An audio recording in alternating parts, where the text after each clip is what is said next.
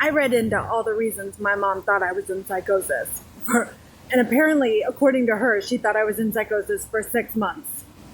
6 months. That's while holding down a job, going to doctor's appointments, making dinners every night, 3 different dinners every single night, keeping the house together, keeping the house clean, keeping up on laundry, the floors, oh my God, so much. The weed whacking, the lawn mowing, the trash taking out, and just so many things.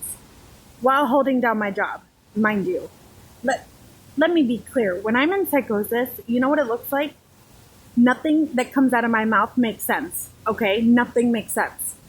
I'm talking about God. I'm talking about Jesus. I'm talking about saving people's souls. I'm listening to music 24/7, and I'm twirling around and dancing to it, and I forget about everything else. I am super neglectful. I forget about everything. I neglect myself, my kids, everything, because I am not in my right state of mind, it looks like for me. But she tried saying that I was in psychosis. She told this to my brother, his girlfriend, and anybody else that she talked to, right? However, let's get one thing super clear. She's telling everybody that I'm in psychosis, right? Which if I was, I would have been a danger in the sense that I would have been neglectful to my kids. And I would literally need supervision. I would need checked into a hospital. I would need put on my medication I already take, but a stronger dose of it.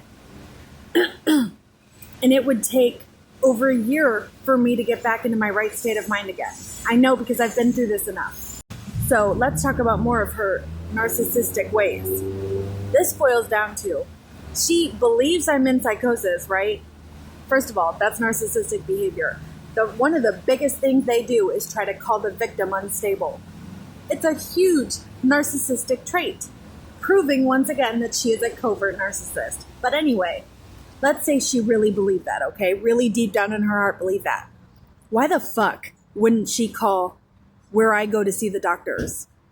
She knows who to call. She knows the numbers to call. She should have called them and said that I need evaluated, that I need checked into a hospital, that I need to be put on my higher dose of medication. She didn't call anybody. She didn't even call children's services to check in on the kids since I had kicked her out of the house. She didn't make one single phone call, meaning what it really means is she didn't believe I was in psychosis. She said all that shit because she didn't want to look like the villain. She didn't want to look like the bad guy. But also what that means is she doesn't give a solid fuck about my children, about her grandchildren. Because if she truly believed that, how could she not have made sure that they were okay? Anybody with a brain, answer that. Answer that for me. It was a tactic to make it look like everything I was saying was psychosis and me not in my right state of mind. That way it takes all the heat off of her and it doesn't make her look like the piece of shit that she was acting like. And validating all the reasons why I was upset with her. Because once again, she found a way to avoid accountability. Disgusting.